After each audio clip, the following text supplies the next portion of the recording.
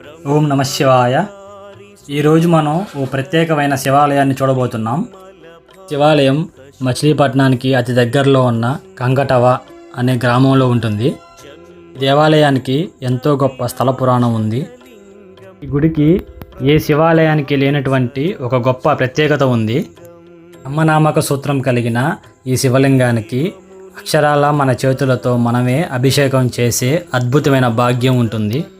స్వయంగా మనమే ఆ పరమేశ్వరుని పరమశివలింగాన్ని దర్శించుకుంటూ ఆ లింగానికి మనమే అన్ని సుగంధాలతో అభిషేకం చేసే అద్భుతమైన అవకాశం ఉంటుంది.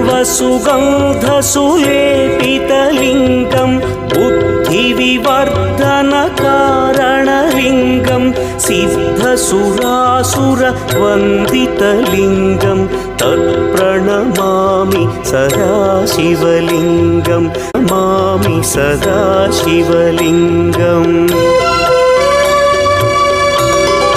భారతదేశంలో ఎక్కడ దొరకని గొప్ప అవకాశం ఈ శివాలయంలో దొరుకుతుంది.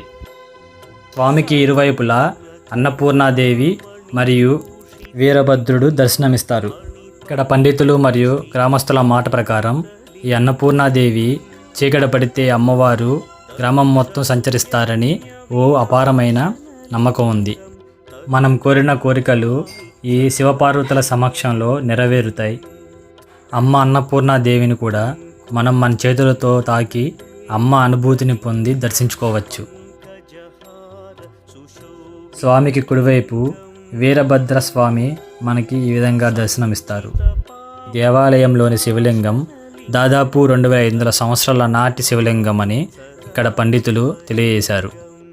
ఇక ఈ దేవాలయం ఎంతో నిశ్శబ్ద వాతావరణంలో ఊరికి చివరలో మనకి ఎంతో అందంగా నిర్మించబడి ఉంది.